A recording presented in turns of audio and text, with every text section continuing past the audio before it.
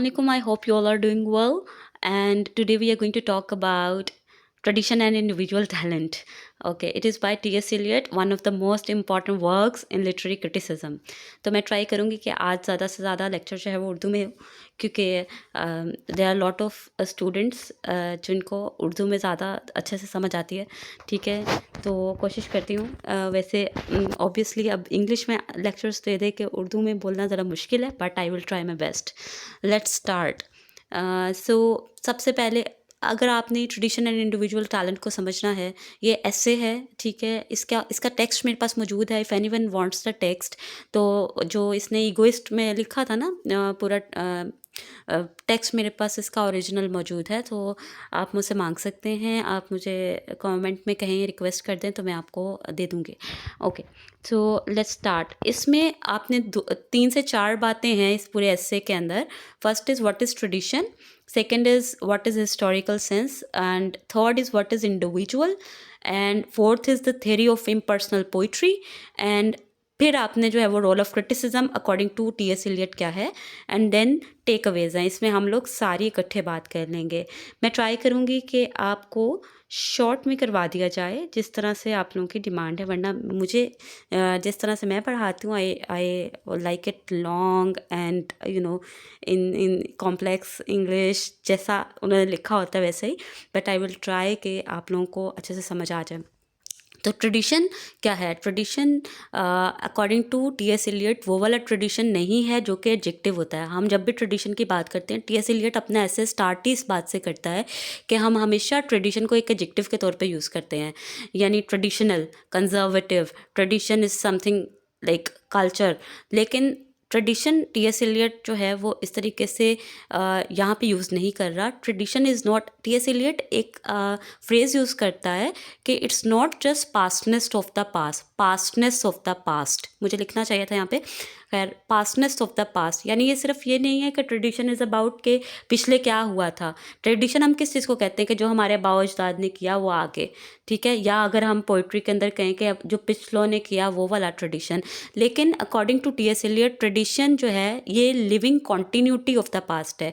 यानी जो पिछला पास्ट है वो किस तरह से आज भी हमारे प्रेजेंट के अंदर मौजूद है, ये जो है वो ट्रेडिशन है. ये नहीं है कि सिर्फ वो ट्रेडिशन, वो चाहता है कि ट्रेडिशन हो. ठीक है, पास्ट का एलिमेंट हो. हिस्टोरिकल सेंस की बात करता है वो यहाँ पे. हिस्टोरिकल सेंस बहुत इंपॉर्टेंट है कि एक अच्छा poet according to T S. Eliot वो है जिसके अंदर हिस्टोरिकल सेंस हो. और हिस्टोरिकल सेंस का मतलब ट्रेडिशन है. और हिस्टोरिकल सेंस या ट्रेडिशन का मतलब ये नहीं है कि आप पुरानी बातें ही करें. वो ये मतलब है कि आपको पिछली बातों का भी पता हो, और आज की आपकी, इसने वर्ड यूज़ किया है कि टेम्पोरल भी हो. ठीक है, और टाइमलेस भी हो. यानी आज की बात भी कर रहा हो पोइट, उसे ये भी पता हो कि कंटेम्प्रेरी एरा है, और वो जो है वो पीछे का भी उसे पता हो. हिस्टोरिकल सेंस हो उसके पास.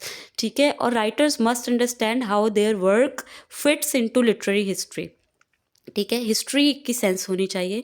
Tradition T.S.. एलियट के मुताबिक ये है, tradition grows as new works contribute to it.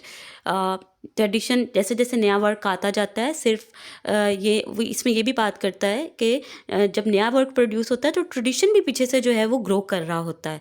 ठीक है, और ट्रेडिशन सिर्फ इमिटेशन नहीं है, जो अभी मैंने कहा कि जी पास्ट को इमिटेट करना, पास्ट वाली सारी चीज़ें करना, बल्कि पास्ट से लर्न करना और नई चीज़ें अपने कंटेम्प्रेरी दौर के हिसाब से करना जो है वो ट्रेडिशन है.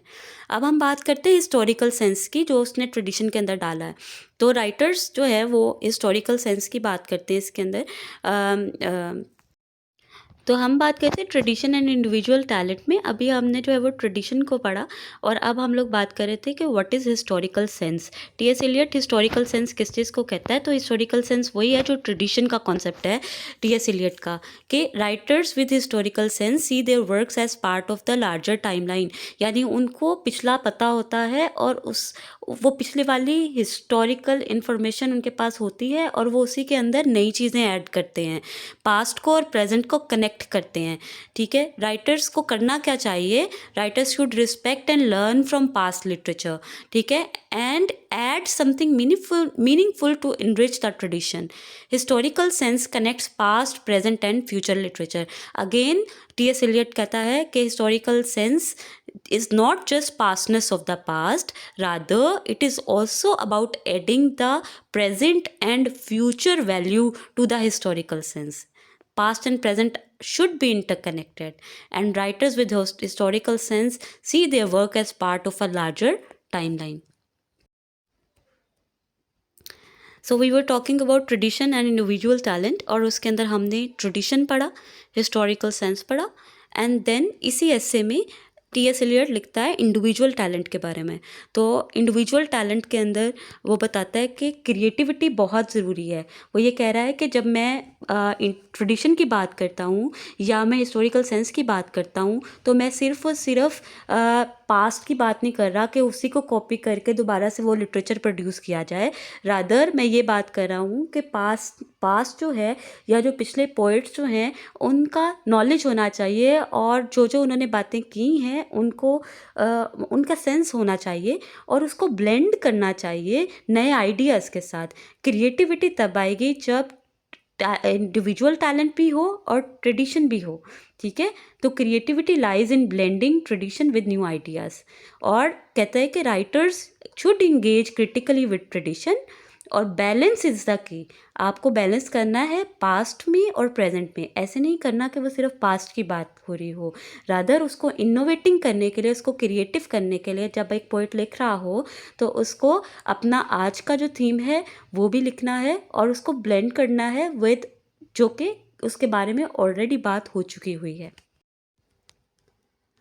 So we were talking about tradition and individual talent, और इसके अंदर हमने इंपॉर्टेंस ऑफ ट्रेडिशन की बात की थी, हिस्टोरिकल सेंस की बात की थी, इंडिविजुअल टैलेंट की बात की थी, और last but not the least it's the theory of impersonal poetry.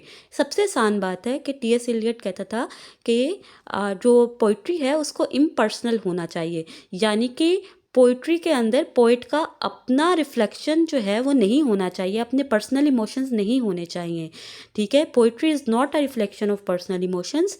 Poets acts as a catalyst transforming emotions into universal act.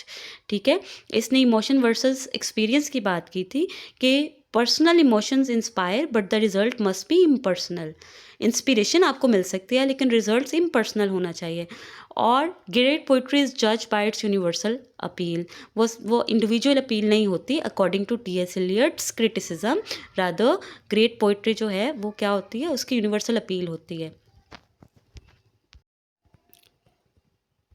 So we were talking about tradition and individual talent, और उसके अंदर अब हमने बात करनी थी क्रिटिसिज्म के role की, जो कि टी.एस. एलियट ने अपने एस्से में बोला.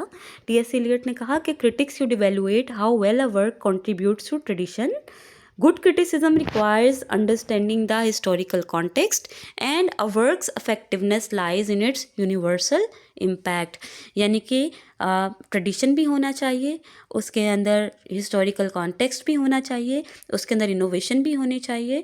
ठीक है, और उसकी अपील यूनिवर्सल होनी चाहिए.